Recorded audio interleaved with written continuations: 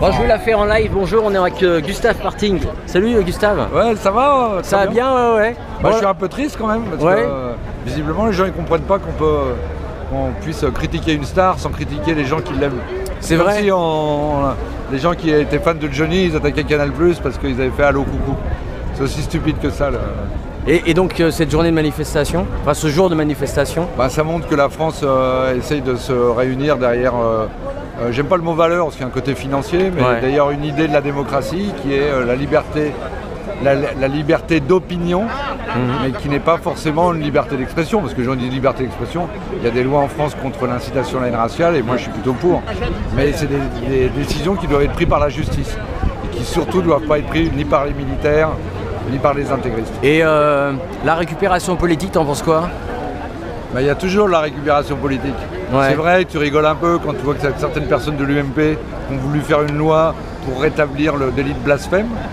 Éric Raoult notamment, qui avait dit oui, ça serait bien de faire une loi pour rétablir le délit de blasphème, et que ces gens-là manifestent pour Charlie Hebdo maintenant. Mais en même temps, c'est un élan, on va dire, citoyen par rapport à la phrase de Voltaire. Même si je ne suis pas d'accord avec vous, je me battrai pour que vous puissiez vous exprimer. Et Marine Le Pen, t'en penses quoi par rapport à ce qu'elle a dit Moi, je pense que malheureusement, elle risque d'engranger un peu les voix. Et le drame, c'est entre l'anti-intégrisme religieux, après l'anti-islam, on va dire entre guillemets, anti-Coran, les gens qui critiquent le Coran. Moi-même, je peux critiquer le Coran. Après, critiquer les religieux eux-mêmes, ils n'y peuvent rien, les croyants, ils y croient, c'est pas, moi je les critique pas, ils croient en ce qu'ils veulent. Mais tu peux critiquer leur livre, si le livre dit des choses qui ne sont pas d'accord avec toi. Donc tu as le droit de dire un livre et de le critiquer comme un livre. Parce que c'est quand même qu'un livre, il faut que les gens se rendent compte de ça, et la Bible c'est pareil, ce n'est qu'un livre. Et c'est prouvé scientifiquement, que la majorité des gens le pensent, c'est un livre. Après qu'eux, ils croient en ce qui est écrit dans le livre, ça les regarde, mais il faut pas qu'ils pensent qu'il y a du blasphème en s'amusant avec ce livre. On les attaque pas eux, on attaque le livre, ou on critique le livre. Comme on a critiqué l'Inquisition, on peut critiquer le fait que Jésus il a tout cassé dans le marché. Pourquoi il a tout cassé dans le marché? C'est pas bien, puisqu'il est contre la violence.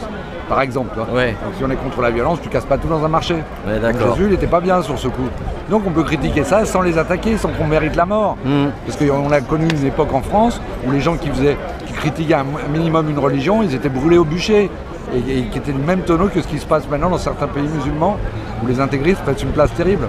Heureusement, j'ai retweeté ce matin beaucoup de caricatures de musulmans, d'Algériens, de Marocains, parce qu'après l'amalgame est vite fait entre les musulmans et les Arabes. Oui, même chez nous en Guadeloupe, il y a eu des caricatures de noirs, et c'est pas pour autant qu'il faut se sentir visé plus qu'autre chose. On a été tous attaqués, mais ça reste du satirique, quoi. C'est pas, faut pas prendre ça au premier degré. Voilà, c'est ça. Tu peux critiquer un système sans critiquer les gens qui suivent ce système. Tu peux critiquer une voiture sans critiquer le mec qui l'a acheté. Et par rapport aux terroristes, est-ce que tu penses pas qu'il fallait plutôt les avoir vivants plutôt que morts? Il y a deux points de vue. Il y a un qui est ça a été fait. Moi je suis contre la peine de mort, mais là il y a une traque, ils ont voulu mourir, ils ont tout fait pour mourir, ils ont attaqué les policiers, donc c'est un peu normal qu'on les ait eu morts. Le fait de les avoir vivants c'était intéressant pour l'enquête, pour pouvoir trouver les ramifications et tout ça. En même temps le risque qu'il y avait dans le fait de les avoir vivants, le risque c'était que d'autres se mettent en disant libérez-les, c'est ce qu'a fait d'ailleurs le type qui a attaqué le supermarché là, à Vincennes, là. Il a dit libérer les deux autres alors qu'ils n'étaient même pas attrapés. C'est ça. Il a tué 3 personnes pour libérer 2 mecs qui n'étaient même pas encore attrapés. Quoi.